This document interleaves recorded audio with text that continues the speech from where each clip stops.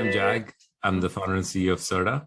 I live in the Bay Area in Saratoga, California. My story, I grew up in Bombay, went to school in Pune, college engineering.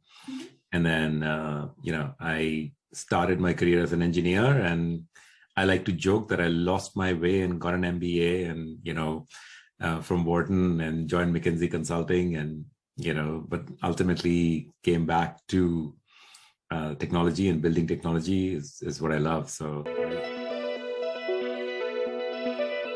Certa is a third-party lifecycle management system.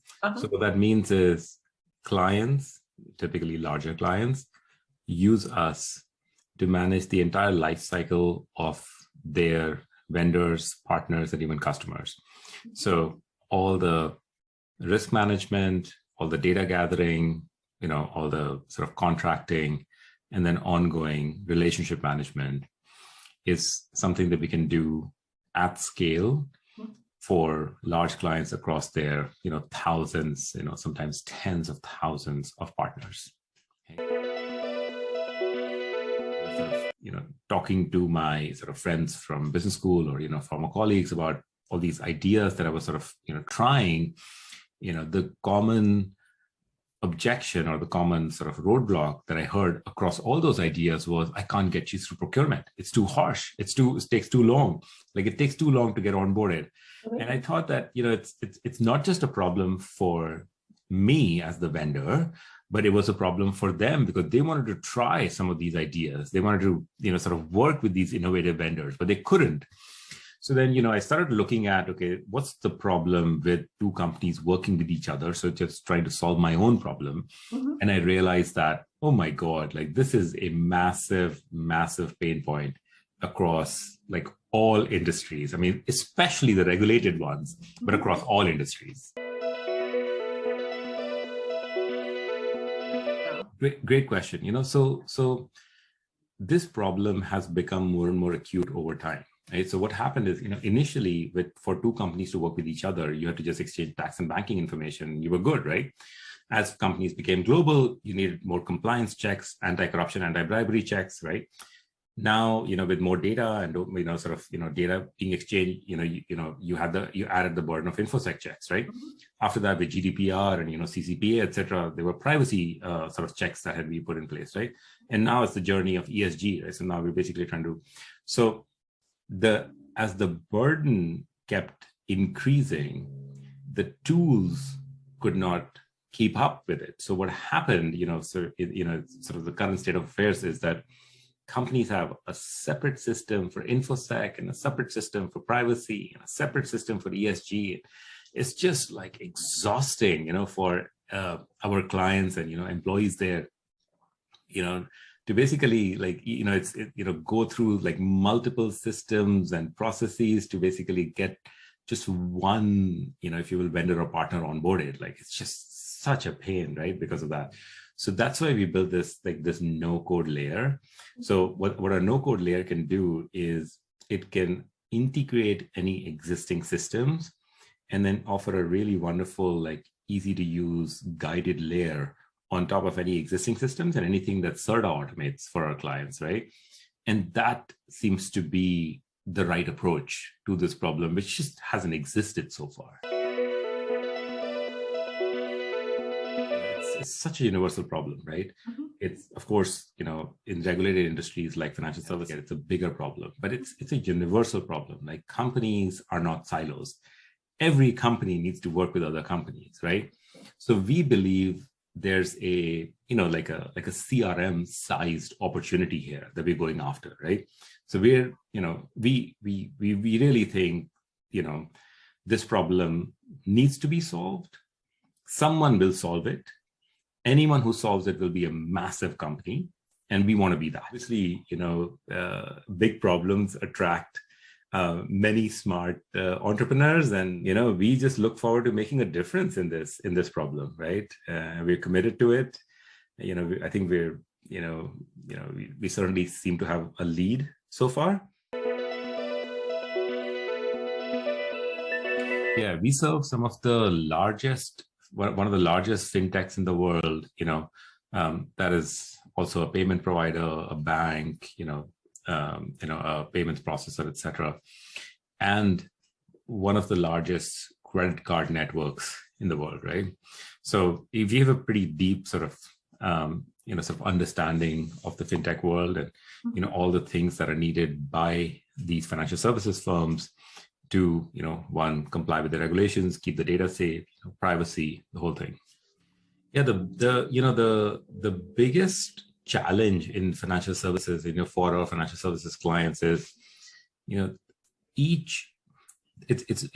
each business unit is regulated by differently in each country. So here's what they need to do. Of course, you need to, most of our clients are US based, right? So of course, you need to make sure that, if you're, providing, payment processing or, any financial services, et cetera, you'll need all those regulations. In addition to that, if you're a fintech, you'll need PCI and SOC 2 and all the other certifications as well, right? FDIC will have their own requirements. But then and then most of our sort of clients are very global. So, in the UK, there's a different regulator with slightly different requirements. In Australia, it's the same thing. In Germany, it's the same thing, right? So it's just such a complex web of these requirements, sort of these regulatory requirements.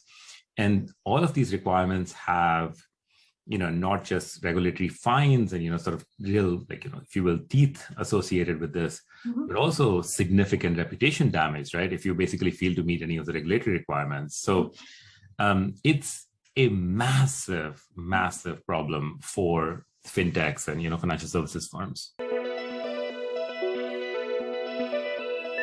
It's a great question, right? So, what surprised me in this vertical is just the sheer number of vendors that any company works with, right?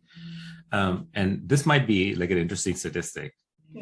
At most companies, the number of vendors that a company works with is 2 to 3 times their number of employees. It's like shocking. So, a company with 10,000 employees is usually going to have over 30,000 vendors, right? So it's like the scale of the problem is huge, right?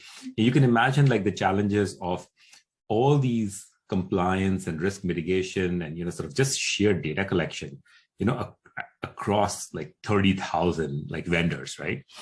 But from a vendor perspective, it's actually used to be a once and done sort of activity where you comply with a few things, but it's not anymore. And let me give you a few examples of why this has become more of an ongoing challenge, right? So firstly, with data security and privacy, you're given at the time of onboarding a certain level of approval. And if you need additional approval, additional data, additional systems integration, you need to go through, additional layers of approvals, right? Secondly, most of the clients require sort of annual recertification. So what that means is, obviously as a technology provider, you would need to annually provide your SOC 2 reports, right?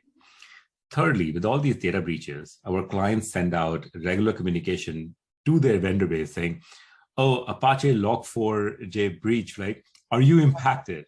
So there's an ongoing communication that our clients are doing with their vendor base. And now new sort of, the recent focus on, ESG and diversity, vendors need to provide that information, right? Were you a diverse vendor when you started? Are you still a diverse vendor, right? What's your carbon footprint, right? What's your ESG rating? So it's just become from a once and done activity to just an ongoing relationship, which is all the more important why software like Certa is critical. We were very lucky to get investors like, the first general counsel of Facebook, Rudy Gay, the former chief operating officer of Google Search and Engineering, the founder of Global X Funds, Bruno de Lama. So it was amazing. All of them were able to guide us through this process, right? To get traction. We were able to get significant client traction, right? Literally Fortune 10, Fortune 50 companies, some of the, sort of the most well-known digital native firms, right? they became our clients. Series A became much easier. So in fact, we were able to, our Series A round got preempted, and we were able to raise a Series A, sort of without even having a pitch deck ready. And we ultimately got a pitch deck ready and all that, but that was like post. Yeah, so we raised 15 million and we closed late last year. Right. So what we do is we automate any checks that the client wants to do. Right? So we basically, in some ways, the expertise for which checks they want is with the client, right? So we have, of course, some best practices, for each sort of domain, every industry, et cetera, right? But the checks are fairly common, and I think most of our, if you will, I think most of your, fintech audience would sort of recognize them because they're so burdensome. Right?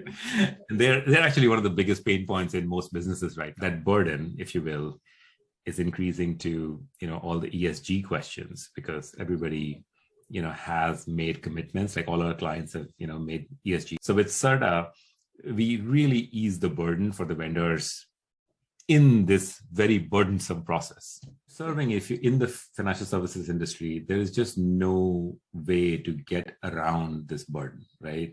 You just have to invest. This is just a cost of doing business. Yeah, I think, the problem with, when companies serve like, thousands or tens of thousands of vendors is that there's payment failures, right? Because, you may not have the accurate routing number or the account number, or, the right tax information and all that, right? Enable clients to verify the tax and banking information of vendors globally. Some, of course, the level of verification depends on what's available in that country, but in most developed countries, like you can instantly verify, sort of the tax information, in the US, you can, easily verify the banking information. In Europe, you can verify the IBAN information. So we're just sort of, keep if you will, increasing the scope of coverage as sort of more and more coverage becomes available. And this dramatically reduces like payment failures and tax sort of filing issues at our clients. Yeah, so the dominant method is ACH, right? Now, checks, et cetera, are an exception now. Almost most firms are trying to push spend below a certain threshold to credit cards.